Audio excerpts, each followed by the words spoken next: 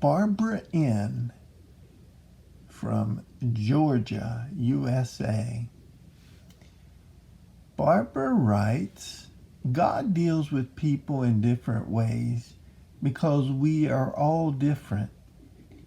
For me, God usually had to really get my attention. I don't know why he doesn't give up on me. I guess I really do know. It's all about his love. Anyway, when I was young, preaching was more about hell, fire and brimstone, and the saving power of Jesus Christ. I was sitting in revival one night, and the service was ending. My grandmother turned to me and asked if I wanted to go pray. I was young and embarrassed and told her no.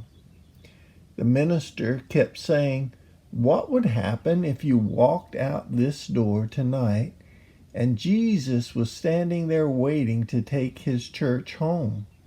Would you be able to take him by the hand and go?" Now, mind you, this was a little country church. All of a sudden, there was a sonic boom that shook the church and rattled the windows.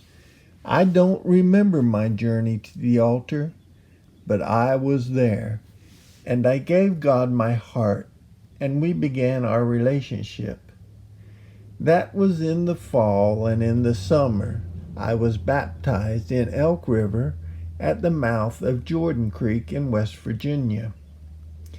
I was given a small Bible with an index of verses to help you through certain trials in your journey.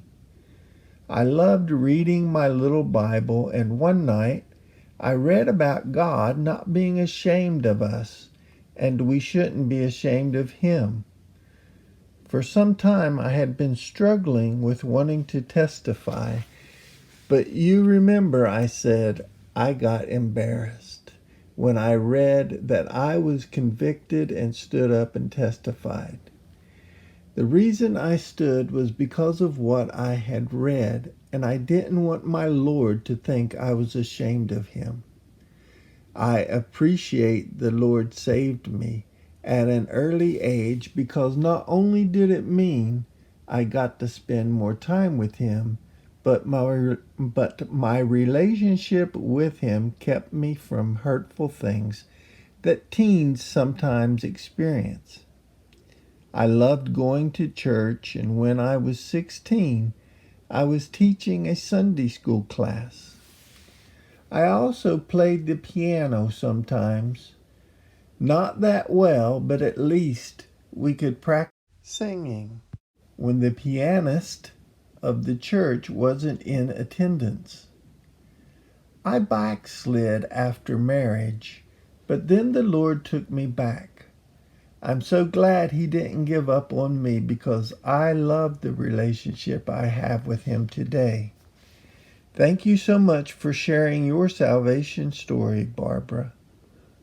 Oh, and Barbara will be back soon with her story of God calling her to preach his word.